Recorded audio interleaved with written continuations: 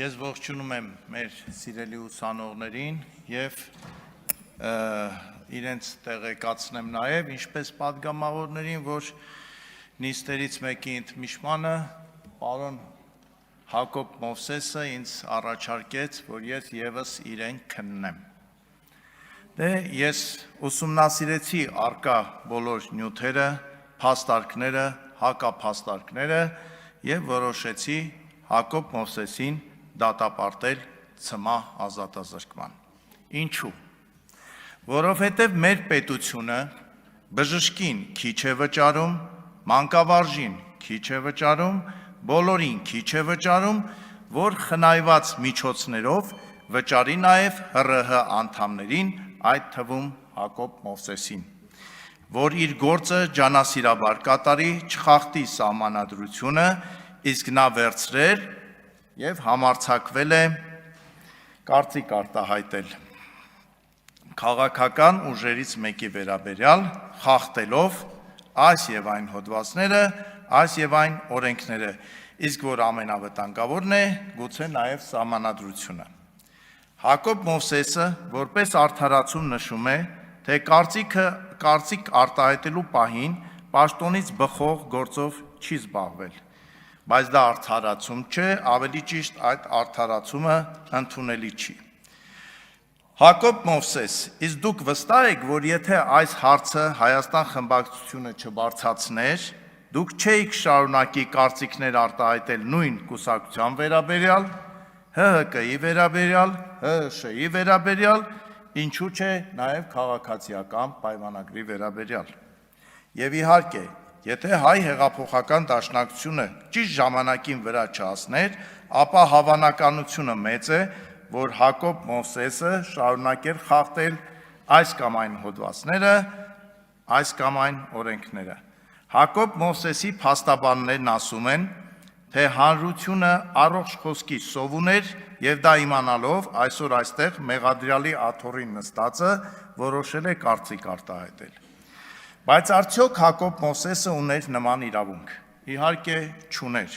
կամ եթե ուներ, ապա պետք է դա աներ իր լիազորությունները վայր դնելուց հետո և նոր նման հայտարարություններ աներ։ Եվ եթե մենք այսօր լռենք, ապա վաղը մյուս օրը Հակոբ Մովսեսը կարող էր որոշել անդրադառնալ նաև նախարարությունների կամ գերատեսչությունների աշխատանքներին, ինչը իհարկե անընդունելի է։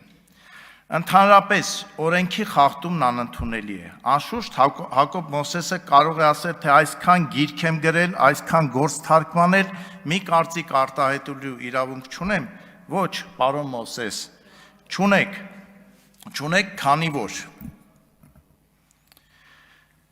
քանի որ մենք բոլորս, այդ թվում պատգամավորները, այդ թվում ընդդիմադիր պատգամավորները, բացառապես գործում ենք օրենքի սահմաններում և դուք ևս պարտավոր եք այդպես վարվել, չէ որ պատգամավորները անդադար օրենքների վրա են աշխատում, չէ որ անդադար օրենսդրական փոփոխություններ են առաջարկում,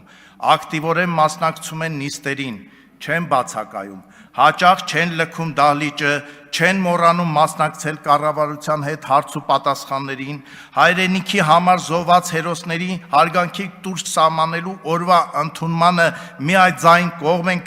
քվեարկում և ոչ թե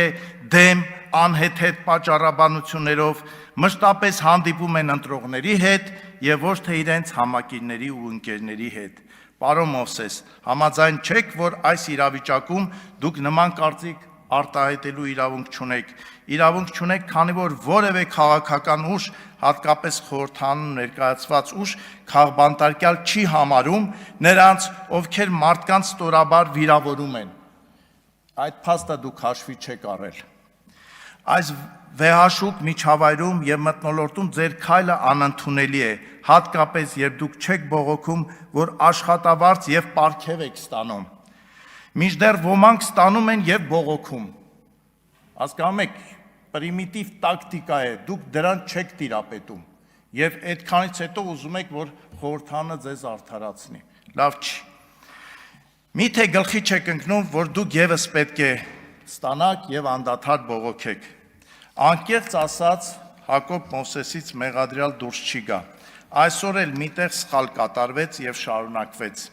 Եվ մեզնից ով է այն անմեղը, որ օրենքի ամեն մի ստորակետին հավատարիմ մարտիկ է եւ այսօր կարող է քար վերցնել եւ նետել Հակոբ Մովսեսի ուղղությամբ։ Կարծում եմ եւ ոչ մեկ չի կարող անել եւ ինչպես միշտ կրկին անգամ ասում եմ, մեզ անկեղծությունն է պակաս եւ ազնվությունը։